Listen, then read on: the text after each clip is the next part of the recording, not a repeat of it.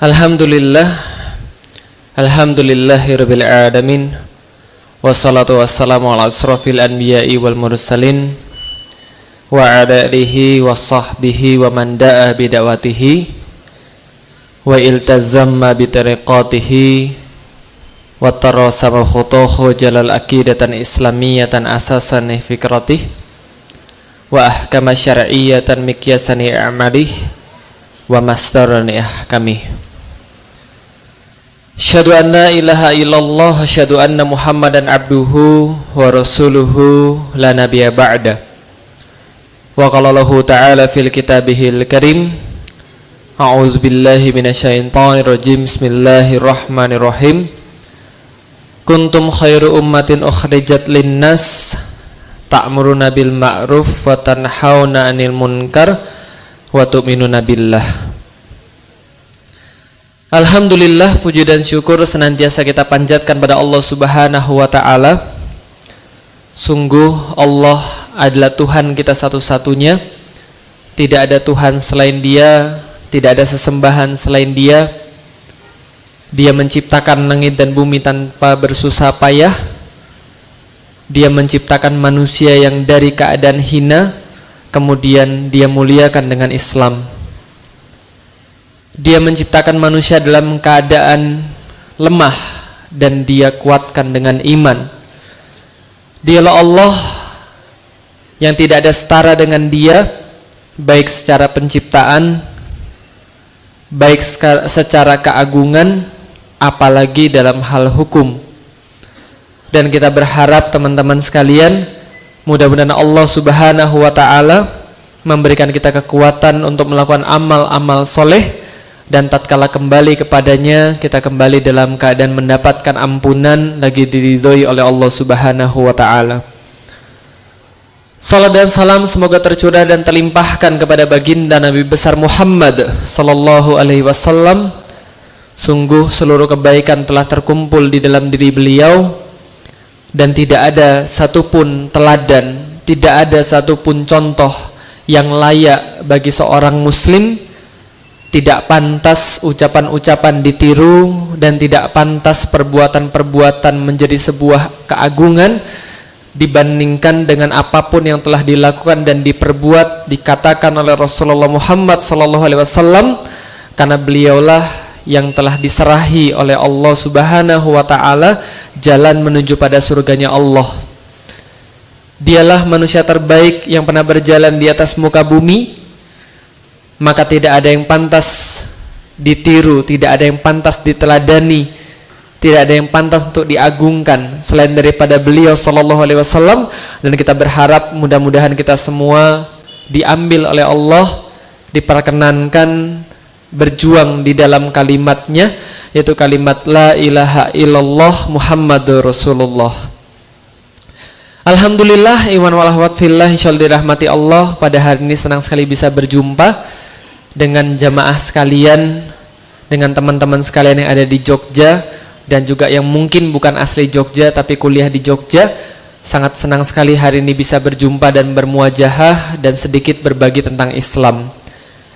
Adapun saya secara pribadi datang ke sini niatnya sebenarnya bukan memberikan kajian, tapi niatnya adalah untuk berguru pada Masjid Jogokarian, bagaimana kemudian membina, memanajeri, mengelola sebuah masjid. Niat yang lain berguru pada Ustadz Salim. Tapi karena memang dimintai, diamanahi, maka ini tugas yang nggak boleh ditolak oleh junior, nggak boleh ditolak oleh orang-orang yang disuruh. Ya sudah, karena itu saya memberanikan diri untuk menyampaikan sedikit pada teman-teman sekalian. Jadi memang niatnya saya kesini hanya mengantarkan DKM dari Jakarta untuk belajar kemari, sekaligus saya juga belajar dan ngobrol, kangen gitu kan ya. Tapi karena memang ini adalah bagian daripada dakwah, maka ya ini juga akhirnya ketimpa untuk kemudian memberikan kajian pada teman-teman sekalian. Jadi mohon maaf seandainya apa yang diberikan nanti tidak berkenan atau tidak sesuai dengan harapan, ya namanya juga pendamping. Kalau band itu namanya band pembuka. Nah, jadi band pembuka nanti insya Allah saya akan menceritakan. Kalau temanya adalah menemukan Islam, menebarkan dakwah, saya sudah tahu dari awal bagian saya ya bagian yang menemukan Islam. Karena kenapa? Karena memang seperti yang teman-teman lihat gitu kan ya, kadang-kadang suka orang merasa aneh, wajah sipit gitu kan ya, mata sipit, nggak pakai peci, pakainya malah baju batik, ini kayak mau pergi konser suju gitu kan ya. Nah kadang-kadang orang bertanya-tanya, ini jangan-jangan salah tempat ini, bukannya tempatnya di lapangan tapi ternyata tempatnya di masjid. Tapi insya Allah nggak ada masalah. Perkenalkan bagi yang belum kenal, nama saya adalah Felix Xiao.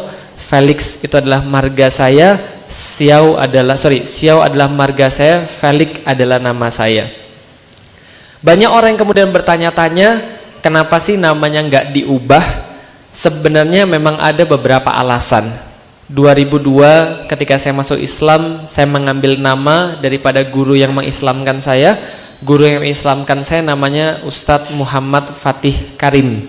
Maka saya mengambil Fatihnya karena memang diceritakan tentang Muhammad Al-Fatih. Akhirnya 2002 saya mengambil nama Islam saya Muhammad Al-Fatih.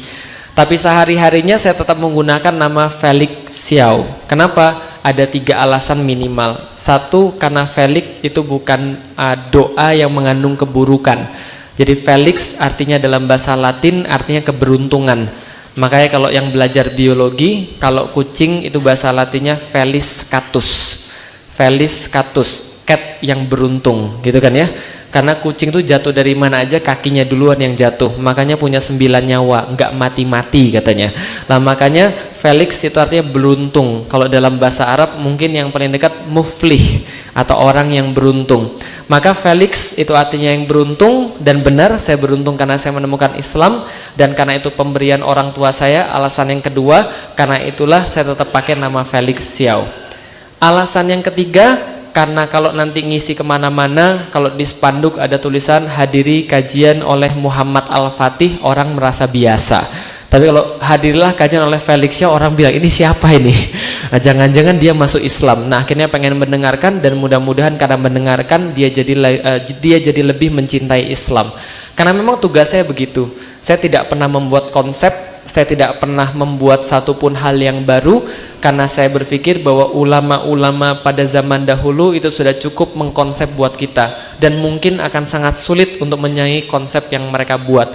Maka tujuan saya adalah menjadi pengantar bagi orang-orang yang hebat itu, tapi karya-karyanya yang sekarang jarang dibaca, itulah yang kemudian saya antarkan kepada umat. Nama saya Felix Xiao. Alhamdulillah sekarang saya seorang ayah beranak 4. Jadi walaupun wajahnya unyu-unyu begini, alhamdulillah anak saya sudah 4, laki-laki 2, perempuan 2. Jadi ada 2 pasang Bapak Ibu sekalian. Istri saya orang Jawa Tengah, orang Pati. Jadi saya adalah pendengar bahasa Jawa pasif. Karena memang dari dulu memang punya halqoh, kemudian dibawa-bawanya orang Jawa semua, sehingga saya panggilannya juga Mas. Jadi saya mengerti bahasa Jawa tapi nggak bisa menutur dengan sempurna. Istri saya orang Pati, tinggalnya di daerah Pati tapi sekitar 17 km ke selatan. Jadi bukan di daerah pesantrennya Kiai Sahal, tapi di agak ke bawah, agak ke selatan. Karena itulah kemudian saya dan dia ketika menikah, dia mengajukan pengen anaknya 11. Dia bilang nanti kalau menikah sama saya pengen anaknya 11. Saya bilang jangan 11 kebanyakan, 3 aja. Dia bilang enggak, pokoknya 11. Saya tanya lagi, kenapa harus 11? Dia bilang saya anak tunggal, jadi saya tahu bagaimana sepinya rumah kalau anak tunggal, nggak ada yang bisa diajak main, nggak ada yang bisa diajak berantem, nggak ada yang bisa diajak curhat. Maka saya pengen anaknya 11, biar nanti kalau sudah ada yang nikah masih ada yang nemenin kita di rumah. Saya bilang enggak, 3 aja cukup, jangan 11, jangan. Dia bilang enggak, pokoknya 11. Ya sudahlah, ketika sudah nikah akhirnya kita punya anak 1, 2, 3, keterusan teman-teman sekalian. Akhirnya punya anak keempat. Setelah punya anak keempat, saya merasa terbiasa. Setelah merasa terbiasa, saya bilang sama istri saya, Dek, kalau gitu perlu kita teruskan. Istri saya bilang, enggak, time out. Cukup 4 aja. 4 ini aja sudah rumah berantakan semua. Time out. Loh, katanya mau 11. Enggak, 4 aja, revisi, time out. Saya bilang, jangan tambah 1 lagi aja. Kalau tambah 1 lagi kan sunnah. Rasul senangnya yang ganjil-ganjil. Enggak, time out, sudah selesai, kita istirahat dulu. Saya bilang ya sudahlah, namanya keluarga itu kan musyawarah mufakat gitu kan ya, sama-sama menjalani, sama-sama musyawarah, sama-sama mufakat. Ya sudah, kalau kamu nggak mau nggak apa-apa, nanti saya cari supplier lain aja. Enggak, kalau yang terakhir guyon. Nah, dia bilang boleh poligami itu boleh, perintah Allah, asal jangan suami saya aja. Lain kali dia bilang boleh, tiket ke Semarang one way, nggak usah balik lagi katanya begitu. Nggak, itu cerita yang lain. Tapi alhamdulillah saya seorang ayah beranak 4, juga seorang suami punya istri 1, dan saya juga seorang pengusaha. Karena memang dakwah ini memang perlu uang, manusia juga hidup perlu uang, tapi dakwah bukan profesi. Karena itu saya juga mencoba cari uang di tempat yang lain. Alhamdulillah saya juga penulis, dan saya sampai sekarang sudah menulis 9 buku. 9 buku itu bervariasi, dari yang paling awal judulnya Beyond the Inspiration. Itu adalah sebuah ambisi saya ketika saya sudah masuk Islam. Saya pengen menuliskan seperti apa Islam dalam pandangan orang-orang yang ngelihat Islam dari luar. Lalu seperti apa sih Islam yang mudah dimengerti oleh orang awam. Maka buku Beyond the Inspiration ini saya tujukan siapapun yang pengen mengenal Islam, niat untuk masuk Islam, buku ini gratis bagi mereka. Karena ini adalah semacam pandangan umum mengenai Islam. Buku kedua tentang Muhammad Al-Fatih saya tulis karena rasa sakit hati. Jadi sakit hati itu juga bisa jadi buku. Kenapa sakit hati? Karena ketika saya pergi kemana-mana, saya menyampaikan Islam, kebanyakan orang bilang, alah ini mu'alaf memang kayak anak kecil baru punya mainan. Tahu maksudnya? Anak kecil baru punya mainan, senang banget dengan mainannya. Nanti kalau dia sudah lama juga dia terbiasa. Memperjuangkan sesuatu yang utopis, nggak mungkin. Hayalan, Islam bangkit itu nggak mungkin. Lah kenapa? Menentukan satu Ramadan aja gontok-gontokan, orang bilang begitu. Sesama harokah aja nggak bisa akur, orang bilang begitu. Orang bilang kebangkitan Islam adalah sebuah hal yang bersifat utopis, hayali. Maka karena sakit hati itulah saya mengambil kasus Muhammad Al-Fatih untuk menjelaskan pada orang bahwa bisyarah daripada Allah Subhanahu wa Ta'ala ini pasti betul dan nggak bisa ditawar-tawar. Wallahu ala kulli syai'in qadirah, bahwa Allah telah mentakdirkan segala sesuatunya, termasuk perkara kebangkitan Islam ini memang sudah perkara waktunya. Jadi kalau dulu itu tahun 2002 saya masuk Islam, saya masih ingat sekali tatkala saya pergi ke satu masjid, ada masjid, selalu masjid bilang begini, Ustadz jangan ngomong di sini tentang syariah ya, apalagi ngomong tentang khilafah. Loh kenapa? Karena masyarakat belum siap. Saya masih ingat sekali. Tapi zaman sekarang seluruh orang ngomong tentang syariah, seluruh orang ngomong tentang khilafah. Dunia sudah berubah. Memang ini sudah waktunya untuk bangkit. Zaman dulu ketika istri saya tahun 2006 pindah ke Jakarta, masuk apartemen pakai hijab syar'i, itu dilihatin dari atas sampai ke bawah, seolah-olah di dalam badannya ada bom gitu kan ya, karena lagi rame-ramenya. Pakai hijab syar'i jadi masalah. Tahun 2010 ketika saya kemudian mendirikan Hijab Alila, itu salah satu visinya adalah kita harus anti mainstream. Kalau mainstream sekarang hijab adalah hijab-hijab gaul, hijaber, maka kita anti mainstream, kita usung hijab syar'i. Sekarang teman-teman pergi ke Tanah Abang, seluruh 85% pedagang-pedagang di sana jualnya hijab syar'i. Dunia memang sekarang sudah berubah, memang sudah saatnya untuk bangkit. Maka saya semakin yakin memang Rasul nggak pernah salah. Itu buku saya yang kedua. Buku saya yang ketiga tentang habits, karena banyak yang nanya, banyak yang alasan. Saya kan bukan pesantrenan. Saya kan nggak pernah lulusan departemen agama, saya kan bukan lulusan sarjana agama. Lalu dakwahnya dengan cara gimana? Saya sampaikan kalau memang niat, kalau memang mau, semuanya bisa, asal terbiasa. Bisa karena biasa. Nggak ada orang lahir dengan bakat dakwah, nggak ada. Tapi orang mau untuk dakwah, dia bisa untuk dakwah kalau dia mau. Itu saya tulis buku Habits. Buku keempat, buku kelima agak kontroversi karena ditujukan untuk ahwat-ahwat. Lah kenapa? Lihat aja sekeliling kita, ahwat lebih banyak daripada ikhwan. Ini kalau perang kalah kita. Lah kenapa? Hampir 3 kali lipat. Karena ahwat-ahwat semakin banyak dan ahwat-ahwat semakin mendominasi, maka orang-orang yang nggak suka sama Islam tahu persis. Maka mereka mentarget ahwat-ahwat ini jadi sasaran pengerusakan. Karena kenapa? Ngerusak ahwat lebih untung daripada merusak ikhwan. Lah kenapa merusak ikhwan rugi? Karena merusak satu orang aja yang rusak. Tapi merusak ahwat, satu orang ahwat yang rusak, maka suaminya akan ikut rusak, anak-anaknya juga akan ikut rusak. Maka mereka berlomba-lomba merusak generasi muda. Lihat bagaimana zaman sekarang, ketika akhlak wanita sudah sama sekali nggak dihargai. Betul begitu? Ketika Rasul mengatakan setiap umatku, likulli ummatin akhlak, setiap umatnya punya akhlak, dan akhlak umatku ini adalah rasa malu, al-haya. Tapi zaman sekarang masya Allah, cewek-cewek selfie di mana-mana gitu kan ya, menampakin monyong gitu kan ya, dark face gitu kan ya, dengan muka yang paling jelek, ada 8 kotak, bikin pusing. Nah kenapa? Ini pada zaman sekarang. Saya nggak bisa bayangin gimana kalau seandainya istri saya selfie gitu kan ya, kamera 360 gitu kan ya, sampai ada di belahan dunia yang lain ada orang yang menikah langsung kemudian dia bunuh diri. Lah kenapa? Karena cewek yang ditemuinya nggak seperti yang difoto. Dunia nyata sekarang kalah dengan dunia maya. Betul begitu? Zaman dulu, zaman saya, ada yang lahir tahun 80-an, angkat tangan yang lahir tahun 80-an. Yang lahir tahun 80-an? Oke, zaman tahun 80-an ingat? Zaman dulu, zaman jahiliyah, orang ada dua, cowok ada dua, jantan dan yang nggak jantan. Ada yang nggak jantan banget. Kalau cowok jantan mau dapat foto, minta sama cewek kan ya, boleh nggak saya minta fotomu? Untuk apa? Untuk saya simpen. Nah gitu kan ya. Itu kalau jantan. Kalau nggak jantan, pas kelas meeting bawa kamera gitu kan ya, foto diem-diem supaya dia bisa punya foto cewek. Yang lebih nggak jantan lagi, titipin kamera pada temen ceweknya suruh foto gitu kan ya. Maka zaman dulu susah banget menemukan ada foto cewek. Zaman sekarang cewek berlomba-lomba, fitrah mereka hilang. Mungkin sebagai sesuatu yang sederhana, selfie. Tapi masalahnya apa? Masalahnya luar biasa. Perilaku materialistik sedang ditanamkan di situ. Narsisisme sedang dilakukan di situ, sehingga orang-orang bergeser daripada fitrahnya sebagai seorang wanita. Mengerikan. Pacaran, gitu kan ya. Kemudian fashion dan segala macam. Makanya lahirlah buku Udah Putusin Aja dan buku Yuk Berhijab. Saking terkenalnya buku dua itu, akhirnya saya menjadi musuh bersama cowok-cowok. Jadi cowok-cowok benci banget sama saya. Sampai diantara mereka ada yang nulis begini, kalau seandainya pacar Anda tiba-tiba mutusin Anda, setidaknya ada 3 sebab. 1, dia sudah bosan sama Anda. 2, dia punya gebetan yang lain. 3, dia followernya Felix Yao. Kayaknya benci banget gitu kan. Pokoknya saya dibenci gara-gara nulis 2 buku itu. Nah kemudian saya menulis buku yang selanjutnya tentang buku khilafah, karena saya perlu untuk menanamkan ide besar ini tapi dengan cara yang sederhana, maka saya buat secara komik. Lalu kemudian kita buat juga tentang Ghozi untuk menyampaikan ide tentang kepahlawanan, kejujuran, keberanian, tapi lewat novel. Karena novel zaman sekarang kebanyakan merusak dan semuanya hampir tentang cinta, cinta dan cinta lagi.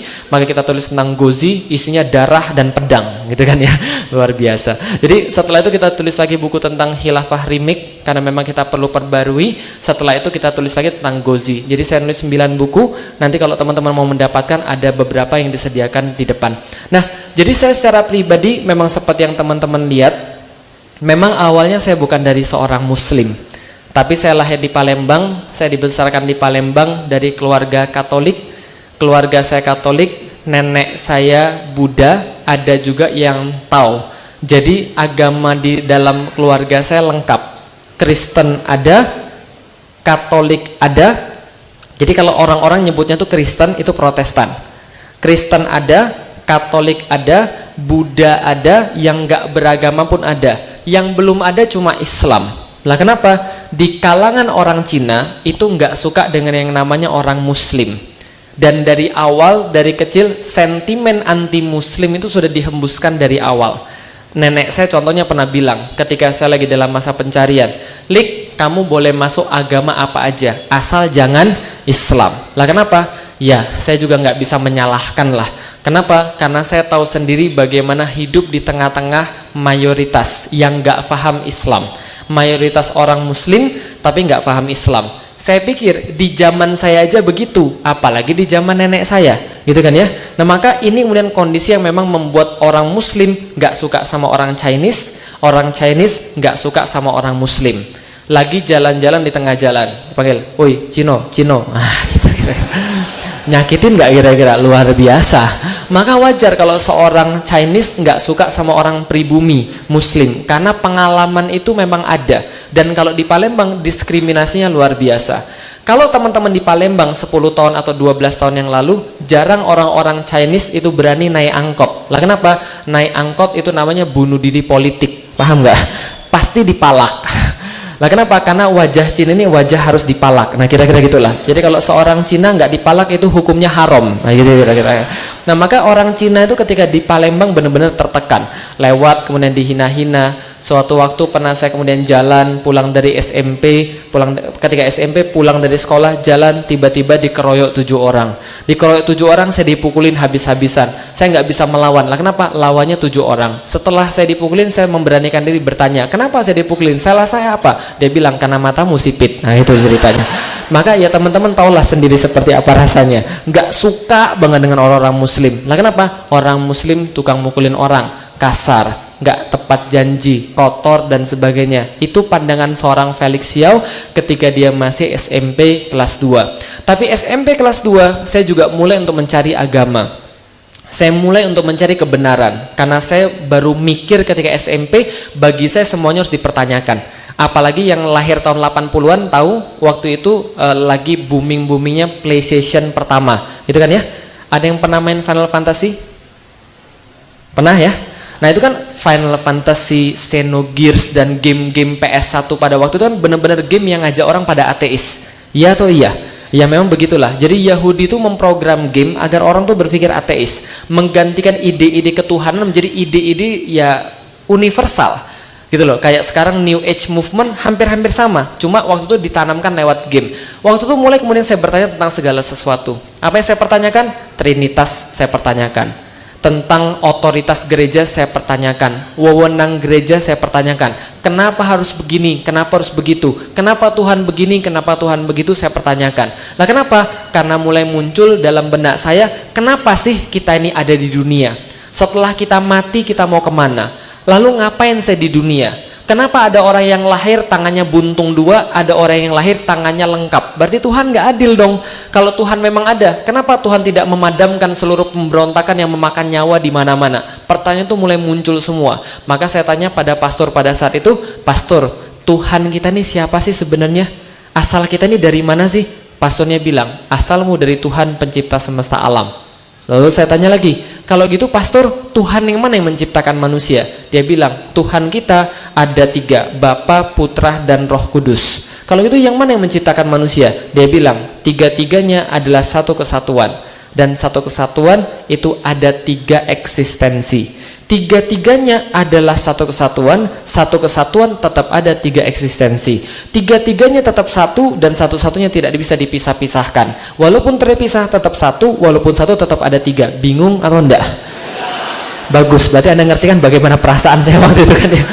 Lalu saya tanya lagi, loh kalau begitu pastor, oke lah, kenapa Tuhan harus ada 3? Kenapa Tuhan enggak 4? Kenapa Tuhan enggak 5? Atau kenapa enggak Tuhan enggak 6 atau enggak 7 aja? Lebih banyak kan lebih bagus. Tuhan 3 tuh kurang keren. Kalau 5 bisa buat Power Rangers.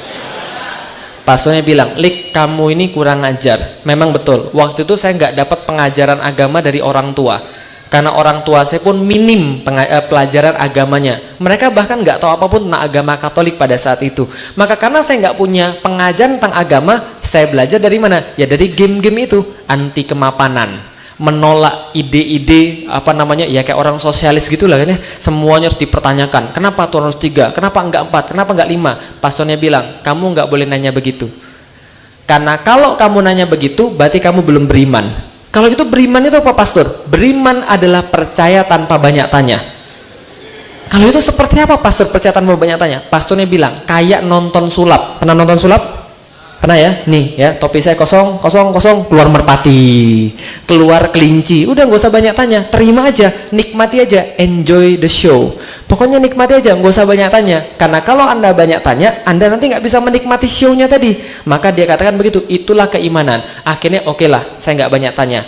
Besok saya belajar lagi, saya dapat hal yang lain lagi. Saya bilang sama pastor, Yesus itu meninggal di kayu salib. Betul pastor? Iya. Lah kenapa Yesus nggak turun aja bunuhin orang-orang yang ada di situ? Kan dia Tuhan. Kenapa dia harus mati di kayu salib? Berarti Yesus Tuhan. Berarti Tuhan kita mati dong. Pastornya bilang, enggak, kan dia bangkit lagi. Tapi kan pernah mati. Ya, tapi kan dia bangkit lagi. Lalu kenapa dia harus kemudian mati? Karena dia menggenapi dosa manusia, menebus dosa manusia. Emang kalau nggak mati nggak bisa? Itulah rencana Yesus. Kalau gitu ini nggak masuk akal pastor. Ada beberapa hal yang nggak bisa masuk akal tapi bisa diyakini dengan hati. Kata-katanya kayaknya keren tapi membuat saya tambah bingung. Kalau begitu pastor, kalau itu ini berarti Tuhan mati dong. Berarti dia panggil Tuhan yang lain sebelum dia mati. Sebelum Yesus mati di kayu salib, diceritakan dalam buku itu berkata, Eli Eli lama sabachthani. Tuhan Tuhan mengapa engkau meninggalkan aku? Berarti Tuhan panggil Tuhan yang lain. Ini kayak jeruk makan jeruk ini pastor. Pastornya bilang, Lik, beriman itu berarti nggak banyak tanya. Banyak hal yang nggak bisa dilihat oleh mata dan nggak bisa dijelasin akal, tapi bisa dipercaya oleh hati. Tapi pastor, kalau Tuhan nggak boleh saya banyak tanya, berarti harusnya Tuhan gak usah ciptain saya pakai akal aja. Nah kenapa? Kalau Tuhan nggak mau saya banyak tanya, akal saya harusnya nggak usah ada dong. Tapi kalau akal saya ada, berarti pasti ada maksud dengan akal saya ini. Saya keluar dari agama Katolik secara struktural, secara fungsional. Walaupun secara struktural masih ada di dalam agama Katolik. Maksudnya gimana itu? Maksudnya begini, KTP-nya masih Katolik, tapi nggak pernah ke gereja, nggak pernah ngaku dosa lagi, nggak pernah belajar lagi, karena saya merasa ini agama adalah fraud. Tahu fraud? Penipuan, tirani mayoritas atas minoritas, dongeng untuk mengendalikan orang banyak atas wewenang orang-orang yang lebih sedikit. Cara ngendalin gimana? Kalau kita sedikit dan kita pengen ngendalin orang banyak, bikin mereka takut, ada surga neraka, ada siksa, ada malaikat dan sebagainya. Ini agama bohong semuanya. Itu pernyataan saya pada saat itu. Udah, agama nggak ada yang benar. Keluar secara dari Katolik secara fungsional, secara struktural masih di dalam Katolik, nggak pernah lagi ke gereja. Persis kayak zaman sekarang banyak muslim yang struktural tapi tidak fungsional. Nah, jadi kira-kira gitu. Nah, setelah itu kemudian saya keluar dari agama, saya nggak percaya lagi tentang Tuhan. Tapi saya masih punya pertanyaan. Kalau Tuhan ini memang nggak ada, lantas tidak menjawab pertanyaan saya, dari mana asal manusia? Maka dari situlah saya mulai mencari-cari kira-kira dari mana asal manusia. Maka pelajaran yang paling tertarik pada saat SMP kelas 3 adalah bagi saya pelajaran biologi. Lah kenapa? Pelajaran biologi ada yang membahas origins of life, gitu kan ya, asal mula kehidupan. Di situ semua saya pelajari. Saya mendadak sangat tertarik dengan pelajaran biologi, karena seolah-olah pelajaran biologi ini menjawab pertanyaan saya, dari mana sih sebenarnya asal manusia? Belajar terus tentang teori evolusi, tentang teori awal mula alam semesta, tentang teori-teori penciptaan alam semesta dan sebagainya. Semua saya pelajari semua. Sampai-sampai dulu ketika SMP saya diminta untuk mewakilkan sekolah jadi olimpiade biologi. Nah, kenapa? Karena saya sangat tertarik sekali pada pelajaran biologi yang seolah-olah menjawab asal manusia. Tapi semakin saya belajar, ini semakin aneh. Lah kenapa? Semakin saya belajar, saya semakin menemukan bahwa manusia itu tidak sama dengan monyet, tidak berasal dari monyet, atau minimal tidak satu ancestor dengan monyet. Lah kenapa? Karena kalau teori evolusi itu betul, kalau benar manusia itu kemudian asalnya dari monyet, dan kalau Pithecanthropus erectus itu kemudian asalnya dari monyet, maka seharusnya sekarang nggak ada monyet lagi. Paham teman-teman sekalian? Karena monyetnya sudah berubah jadi manusia. Tapi aneh zaman sekarang, monyetnya ada, manusianya ada, yang tengah-tengah ini hilang semua. Paham nggak? Lah kalau evolusi mengatakan bahwa setelah berevolusi harusnya jadi lebih baik dan lebih survive, lebih fit terhadap kehidupan, maka harusnya sekarang Pithecanthropus erectus harusnya menggantikan monyet. Monyet itu harusnya udah mati, digantikan Pithecanthropus erectus. Bisa difahami kira-kira saya. Tapi sekarang kan nggak ada. Monyetnya ada, manusia aja, missing linknya ini hilang semuanya, sudah pada punah semuanya. Berarti manusia bukan berasal dari monyet. Lalu saya tanya lagi, dari mana asal manusia? Evolusi lewat. Pelajaran favorit setelah evolusi, pelajaran reproduksi. Lah kenapa? Karena menjelaskan asal manusia dari mana. Di situ saya baru tahu, oh ternyata manusia itu adalah kumpulan dari ovum plus sperma. Ternyata dari situlah asal manusia. Saya pelajari tentang kromosom, saya pelajari tentang translasi gen dan sebagainya. Pelajari tentang bagaimana sperma ini bisa ketemu ovum, bagaimana bisa berbuah dan sebagainya. Di situ saya dapat satu keajaiban. Apa keajaiban? Ini sperma dan ovum ini ada sedikit keanehan. Apa keanehannya? Sperma dibuat dalam tubuh laki-laki dan ovum dibuat dalam tubuh perempuan. Pertanyaannya sederhana, selama sejarah perspermaan pernah tidak ada cerita sperma keluar dari tubuh laki-laki masuk dalam tubuh perempuan lalu balik lagi dalam tubuh laki-laki? Pernah nggak? Nggak pernah kan ya? Padahal sperma ini tidak ada urusannya dengan laki-laki loh. Nggak buat tambah cakep, nggak buat tambah pinter, dan nggak buat tambah ganteng, gitu kan ya? Satu-satunya urusan sperma adalah masuk dalam tubuh perempuan menghasilkan individu yang baru. Betul begitu? Nih sekarang saya tanya, pernah pergi ke Skandinavia? Pernah pergi ke Skandinavia? Pernah dengar raja baru, gitu kan ya? Nah, kalau kita belum pernah pergi ke Skandinavia, wajar nggak kalau kita nggak tahu jalur angkot di Skandinavia? Bahkan kita nggak tahu di situ ada angkot atau enggak, gitu kan ya. Maka kalau orang belum pernah pergi ke satu tempat, wajar kalau dia kecele ketika pergi ke tempat itu, gitu kan ya. Nah, ini sperma nggak pernah pergi ke tempat wanita, padahal satu-satunya tujuan sperma dibuat adalah pergi ke sono.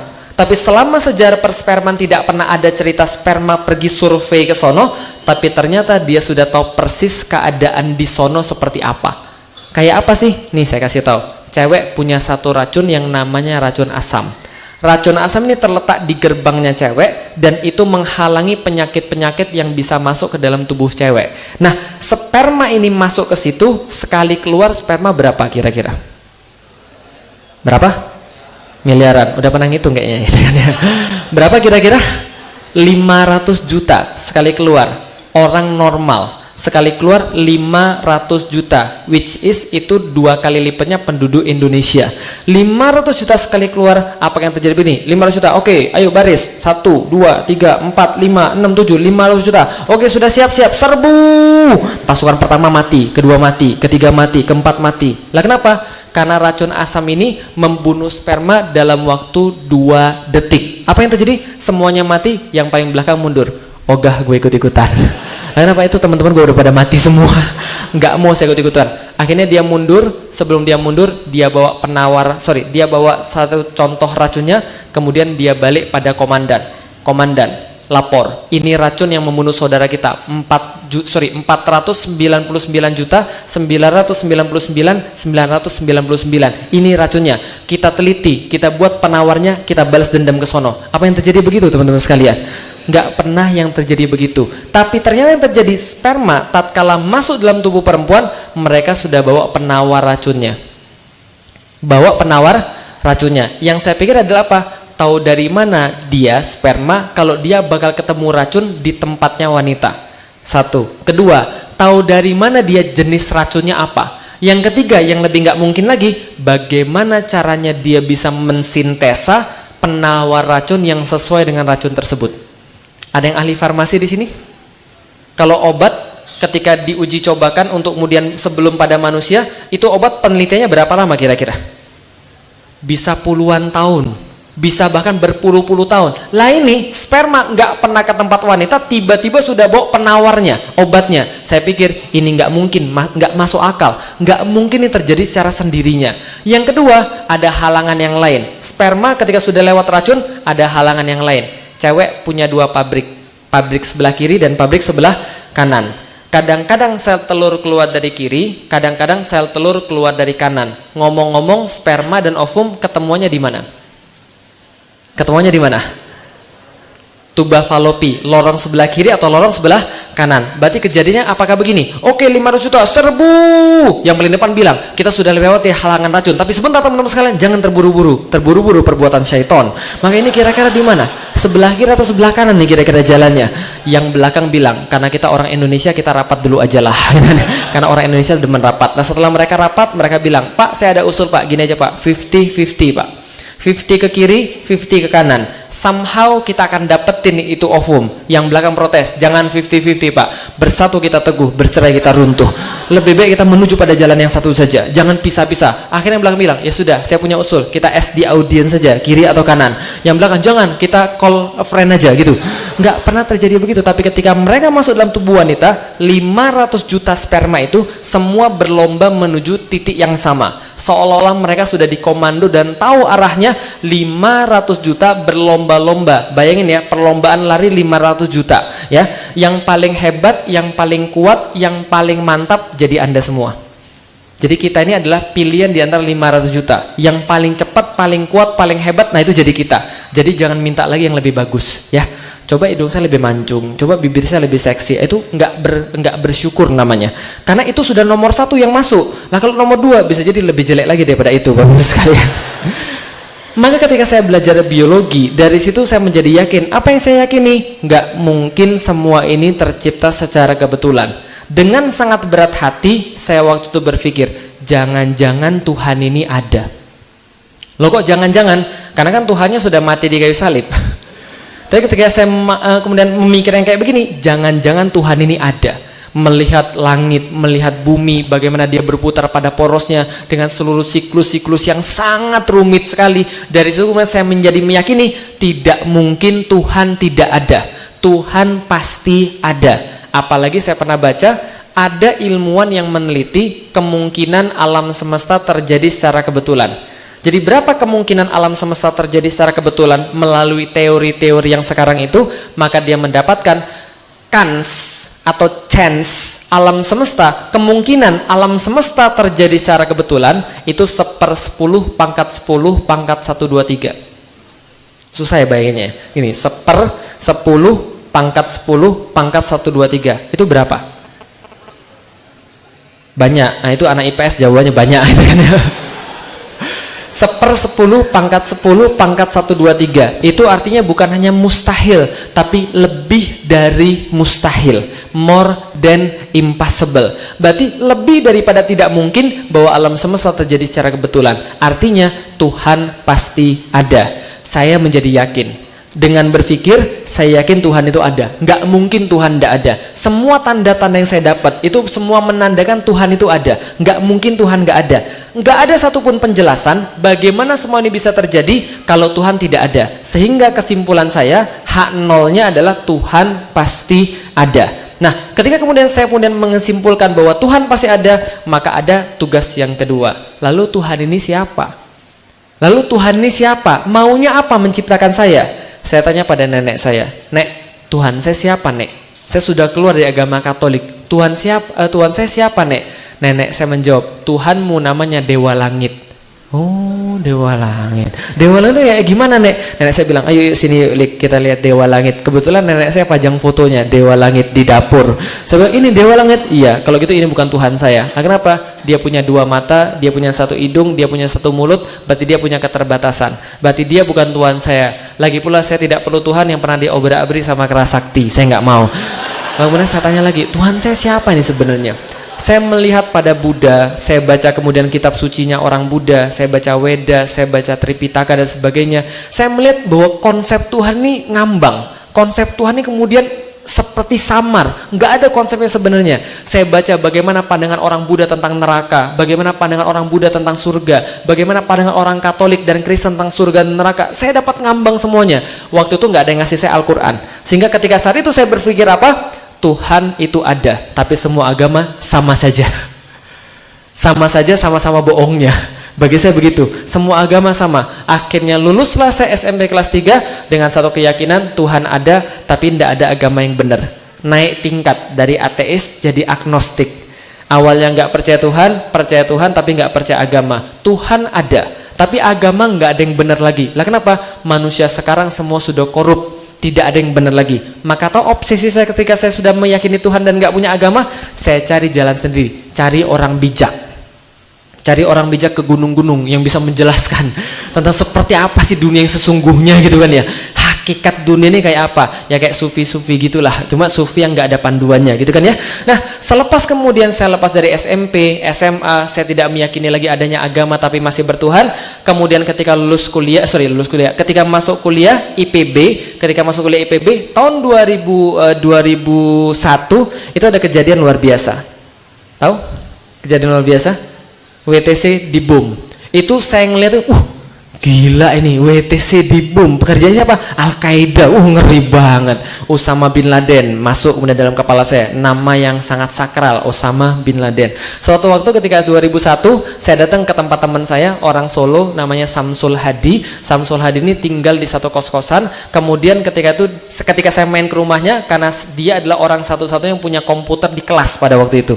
HP cuma punya 2, saya sama dia. Yang lain nggak punya HP semua. Maklum tahun 2001 ceritanya. Nah, ketika saya datang ke rumah dia, itu di depan pintu kos-kosannya tulisannya apa, tahu nggak? Ini kamar Samsul bin Laden. Siapa yang pro Amerika tunggu di luar. Temen gua ada yang teroris. Serius, ini orang stres loh kayak gitu. Ini kamar Samsul bin Laden, yang pro Amerika silakan tunggu di luar. Saya waktu itu masih pakai celana pendek. Kenapa? Karena mau ngajak dia main basket ceritanya. Ketika kemudian saya masuk sana, ternyata kita diskusi. Maksudmu apa tuh tulisan di depan kamar Samsul bin Laden? Dia bilang begini, "Lik, Islam tuh punya banyak wajah. Kamu lihatnya ini Islam ini wajah yang mana? Wajah yang mengerikan atau wajah yang lembut atau wajah yang mana?" Dia jelasin pada saya tentang perkara-perkara yang nggak saya ngerti. Dari situ baru kemudian saya tahu pertama kali, ini Lik, dulu tuh ada khilafah. Coba bayangin, orang non muslim dijelasin khilafah, coba bayangin.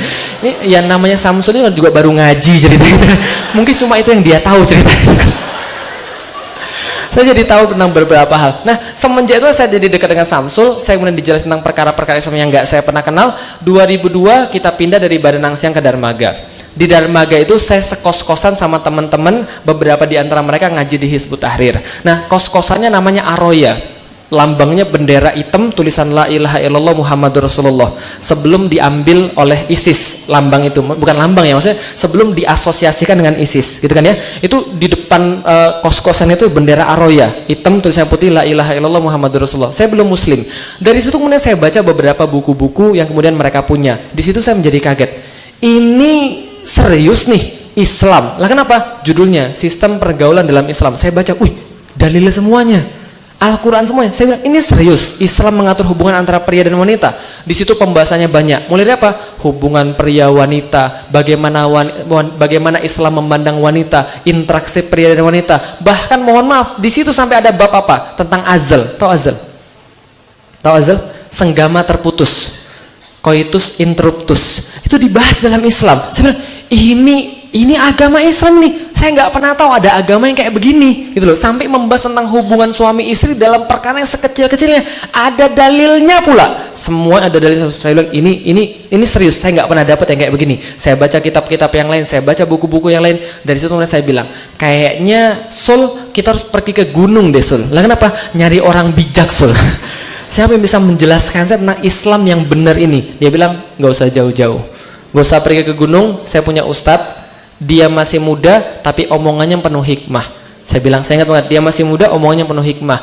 Saya bilang, saya sudah bosan ketemu ustadz. Udahlah besok-besok aja ketemu ustadz. Dia bilang, enggak, ini ustadznya beda. Karena pikiran saya, ustadz tuh kan ngomongnya surga, neraka, pahala, siksa, kan itu kan ya. Kapan aja ustadz dipakai? Yasinan, tahlilan, gitu kan ya.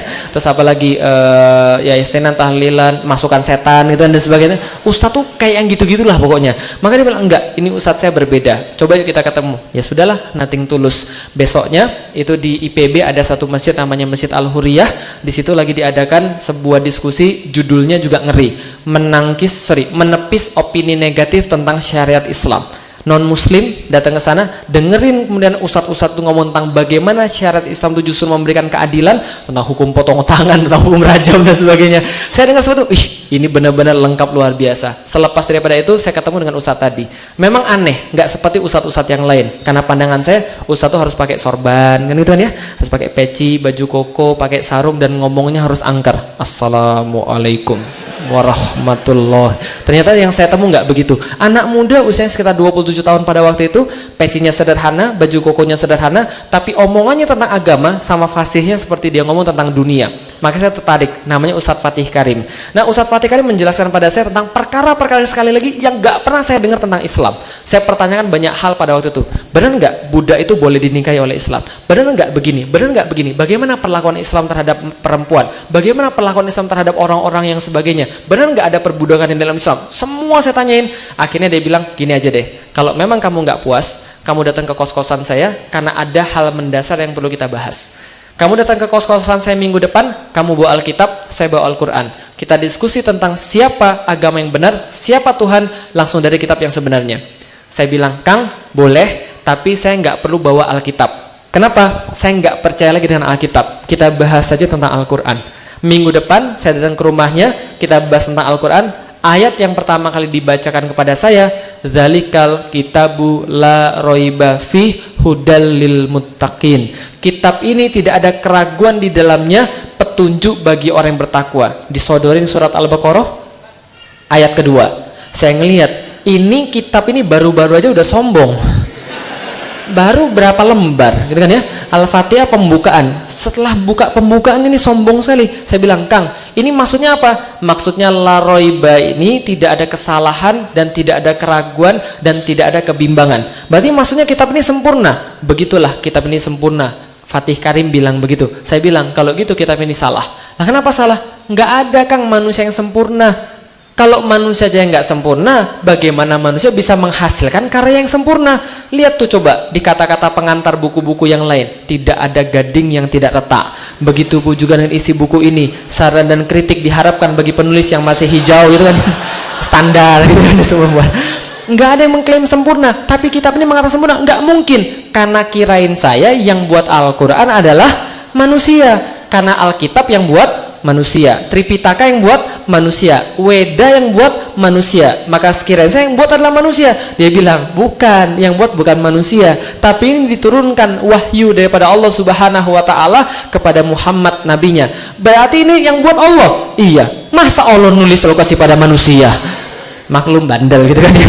Nah, enggak, bukan begitu caranya, tapi ini diwahyukan. Diwahyukan itu apa? Ya diturunkan dengan cara tertentu. Saya bilang, Kang, semua agama juga mengklaim bahwa dia benar. Semua agama juga bilang bahwa ini adalah wahyu dari Tuhan. Semua sama, Islam sama, apa bedanya? Tapi Islam punya buktinya. Nah ini, gue demen, bukti. Kalau ada bukti, tunjukin pada saya. Dibukakan pada saya surat yang sama, surat Al-Baqarah ayat 23. Wa in kuntum fi raibim mimman nazzalna ala abdina fa'tu bi suratim mimithlihi.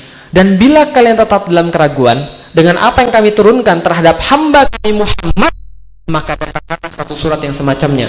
Pas baca itu saya tertegun benar. Lah kenapa? Ini tadi nyombong, sekarang nantang. Ini lebih parah lagi. Seolah-olah pengen bilang begini, udah Delik, kamu gak usah banyak ngomong Delik, gak usah banyak ribut Delik, gini aja. Al-Quran datang daripada Tuhan, dan kalau memang ini bukan datang daripada Tuhan, harusnya kamu bisa dong menjawab tantangan ini. Al-Quran ada 114 surat, pilih yang mana yang paling mudah, pilih yang mana yang paling singkat, datengin yang semacamnya. Kalau kamu bisa, berarti Al-Quran salah, Al-Quran ikut kamu. Tapi kalau kamu nggak bisa, ikut aja Al-Quran. Sederhana? Fair? Seolah-olah saya bilang begini, teman-teman yang merasa hebat, ayo maju lawan satu lawan satu, kita berantem. Kalau saya kalah, saya jadi anak buah sampean. Tapi kalau sampean kalah, sampean jadi anak buah saya. Fair nggak? Fair. Tapi Al-Quran tidak fair. Apa kata Al-Quran? Wad'u syuhada akum min dunillahi in kuntum shodiqin. Kalau anda nggak berani sendirian, maju semuanya. Ngeri banget coba. Kalau nggak berani sendirian mendatangkan Al-Quran, maju semuanya. Saya tanya, ini benar nggak ada yang bisa mendatangkan yang semacamnya? Ustadznya bilang, cari aja kalau ada. Kalau ada ini kan sudah fair tantangannya, silakan cari. Saya cari waktu itu, saya cari kemana-mana setelahnya, sampai detik ini saya mencari, ternyata betul, nggak ada yang bisa membuat yang semacam Al-Quran. Dari situ saya katakan, ini segel ini. Nah, segel. Tahu kan segel kan ya? Setiap perusahaan kalau ngirimin orang itu kan harus ada buktinya. Kadang-kadang kartu anggota, kadang-kadang kalau produk segel gitu kan ya, menandakan bahwa itu asli, benar enggak? Ini segel, saya nggak pernah dapat yang kayak begini dalam kitab-kitab sebelumnya. Maka saya katakan, berarti kitab ini selama nggak ada yang bisa mendatangkan semacamnya, maka kitab ini benar. Saya katakan, saya mau jadi seorang muslim. Nah, kenapa? Saya belum pernah ketemu basis data yang kayak begini, sebuah bukti yang bisa membuat saya berpijak tanpa saya ragu. Saya katakan saya pengen masuk Islam, dari situlah kemudian saya Tuhannya Allah, Rasul saya Muhammad, agama saya Islam, dan kemudian Al-Quran jadi kitab saya. Selepas saya masuk Islam, saya kemudian ngomong pada bapak saya. 3 minggu selepasnya, saya bilang sama bapak saya, Pi, Felix masuk Islam. Bapak saya bilang, kamu gila kamu ya? Enggak. Stres kamu ya? Enggak. Masukkan jin kamu ya? Mana ada yang masukkan jin ganteng kayak begini? Enggak ada. Bapak saya ngamuk, pokoknya kamu nih stres kamu ya, kamu jangan-jangan mau kawin kamu ya? Enggak, saya bilang, enggak ada. Lo kenapa kalau begitu? Saya bilang, Pi, karena Islam ini adalah agama yang berbeda. Ini agama berlandaskan bukti, ini agama yang sempurna. Saya bisa menjelaskan kalau papi mau. Bapak saya bilang, enggak, kamu ini pasti gara-gara tinggal di Bogor. Jangan-jangan kamu diracuni pemikiranmu, kamu ini pemikiranmu jadi sempit. Gini aja, papi bawa aja kamu ke gereja supaya kamu bisa disusi sama pastor dan suster. Saya bilang pada bapak saya, Pi, dulu papi ngelarang saya pergi ke gereja, saya pergi ke gereja. Paham gak maksud saya? Bapak saya itu sekuler, jadi dia nggak mau taat pada agama tapi masih mau agama. Ketika saya SMP, ketika saya lagi nyari-nyari agama, saya minta dia nganterin gereja, dia nggak mau. Dia bilang, yang penting Tuhanmu sama kamu baik aja, Tuhan tahu kok tanpa kamu ke gereja. Akhirnya begitulah. Jadi saya bilang, dulu ketika saya nyari agama, ketika saya pergi ke gereja, papi justru nggak boleh. Sekarang papi merasa bahwa gereja lebih tahu daripada apa yang saya cari. Saya bilang, ya sudah, gini aja, kita nggak usah repot, gini aja, nggak usah kita sowan ke gereja-gereja, nggak perlu karena terlalu capek. Gini aja, mereka semua susah dan pastor kumpulin ke rumah, bawa Alkitab mereka, dan saya bawa Al-Quran saya. Kalau mereka kemudian bisa membuktikan ada yang salah dalam Al-Quran, bisa menjawab tantangan surat Al-Baqarah 23 tadi, maka saya masuk agama Katolik lagi. Tapi kalau mereka nggak bisa, mereka masuk Islam. Mau nggak? Nggak mau, ya nggak jadi. Lah kenapa? Itu bukan kesombongan manusia, Bapak Ibu sekalian. Bukan kesombongan manusia. Manusia siapa sih? Kita nggak layak sombong sama sekali. Tapi Allah berhak sombong atau enggak? sangat berhak sombong. Dan menurut para mufasir, ayat-ayat semacam itu adalah ayat-ayat kesombongan Allah di hadapan manusia yang merasa dirinya lebih tahu daripada Allah, lebih hebat daripada Allah, dan merasa lebih agung daripada Allah Subhanahu wa ta'ala. Luar biasa. Sekarang terjadi. Paham ya? Sekarang terjadi. Betul, kita ini adalah orang beragama, tapi di atas hukum agama ada hukum konstitusi. Ini kan adalah ayat yang ditujukan pada orang-orang kayak begitu. Kalau Anda memang merasa hebat, datanginya semacam dengan Al-Quran. Kalau Anda bisa, berarti di atas Al-Quran. Tapi kalau Anda tidak bisa, nurut aja dengan Al-Quran. Tapi zaman sekarang, Masya Allah, ketika saya punya satu ayat tadi saja, saya sudah bisa kemana-mana. Dalam arti kemudian, sampai saat ini saya katakan, saya tidak fanatik pada Islam. Enggak. Sekarang pun kalau ada yang bisa mendatangkan yang semacam dengan Al-Quran, saya keluar daripada Islam dan saya masuk agama dia. Tapi kalau dia tidak mampu, dia masuk Islam. Mau nggak? Lah kenapa? Ya kita harus pede dong. Ini kan agama kita harus pede bahwa ini yang diturunkan Allah, dan Allah tidak mungkin salah. Jangankan orang Indonesia, orang Arab aja bersatu padu mendatangkan Al-Quran nggak ada yang bisa. Apalagi orang Indonesia yang bahasa Arabnya mungkin baru belajar. Lah kenapa? Karena itulah mukjizat yang tertinggal satu-satunya di dunia. Setiap nabi ditugaskan Allah ke dunia ada lencananya, ada bukti bahwa dia utusan Allah. Betul? Nabi Musa, apa buktinya? Mukjizatnya apa? Tongkat bisa berubah jadi diketok bisa belah Laut Merah, gitu kan ya? Tapi setelah Nabi Musa wafat, masih ada nggak model tongkat kayak begitu? Kalau ada, saya mau beli 2. Tapi masih ada nggak? Enggak. Orangnya kemudian sudah diangkat Allah, buktinya pula diangkat Allah. Kenapa? Karena Allah turunkan kemudian nabi yang baru dengan bukti yang baru, biar enggak saling overlap, gitu kan ya? Setelah yang diturunkan Nabi Isa, apa buktinya? Menghidupkan orang mati, menyembuhkan lepra, kusta, buta hanya dengan sekali sentuh saja. Zamannya sudah berubah, bukan zaman sihir, tapi zaman medis. Maka diturunkanlah yang melemahkan medis-medis manusia, mukjizat yang melemahkan medis-medis manusia, yaitu dengan sesuatu yang tidak bisa dijangkau dengan akal. Maka Nabi Isa menyembuhkan orang. Zaman sekarang setelah Nabi Isa kemudian diangkat, masih ada model manusia yang kayak begitu? Nggak ada, lepas. Mukjizatnya diangkat juga. Nabi Muhammad turun, dikasih mukjizatnya apa? Lencananya apa? Quran. Dan sampai detik kita berbicara, itu Al-Quran tetap mukjizat dan tetap belum diangkat. Bukti bagi manusia. Sayangnya kita males baca, cocok, gitu kan ya? Ngeluh kemudian kita ini stres, ngeluh kita ini susah, tapi nggak mau pakai Al-Quran. Ya sampai kapan pun nggak akan pernah selesai. Karena Allah nurunin Al-Quran itu adalah untuk orang-orang kemudian untuk diterapkan. Maka sampai kapan pun nggak akan selesai kalau Al-Quran tidak diterapkan. Karena itu petunjuk daripada Allah. Kalau nggak pakai pasti rusak. Contoh, beli HP dapat buku petunjuk, betul begitu? Kalau buku petunjuknya nggak pernah dibaca, wajar aja taunya fiturnya itu aja. Ibu-ibu zaman sekarang HP-nya segede-gede talenan, tahu kan ya? Tapi makanya SMS dan telepon aja. Paling banter WhatsAppan, tapi nggak tahu ada fitur-fitur yang lain. Oh ternyata dia bisa ngukur detak jantung. Oh ternyata dia bisa ngukur langkah-langkah tubuh. Oh ternyata bisa pakai GPS. Ustadz tempatnya di mana Ustadz? Saya kasih koordinat Google Map. Saya nggak pakai Google Maps. Terus HP-nya untuk apa? Gitu. Fiturnya nggak ada pernah yang tahu. Kenapa? Nggak pernah baca. Baca pun kitabnya yang salah. HP tapi buku petunjuknya mesin cuci, ya sudah mati. Makanya orang-orang yang rusak itu cuma 2 kemungkinannya. 1, salah baca petunjuk. 2, petunjuknya nggak pernah dibaca. Bagaimana mau diterapkan? Habis. Maka logika saya simpel. Tatkala saya sudah masuk Islam, logika saya simpel. Apa logika saya? Mengembalikan ini Al-Quran pada umat ini. Ini memang susahnya luar biasa. Nah kenapa? Karena umat ini sendiri yang resisten terhadap Al-Qurannya sendiri. Nggak seperti orang zaman dulu ketika dapat Al-Quran semua sadar. Zaman sekarang Masya Allah, Al-Quran sudah jelas-jelas, lalu ngomongnya apa? Itu kan penafsiranmu. Aduh. Nah ini yang kayak gini-gini yang merupakan tantangan luar biasa. Maka ketika saya ditanyakan, apa sih rasanya ketika masuk Islam? 1, tenang betul ketika masuk Islam. Saya masuk Islam ba'da sholat Isya. Teman-teman sudah sholat Isya. Setelah sholat Isya saya baru syahadat.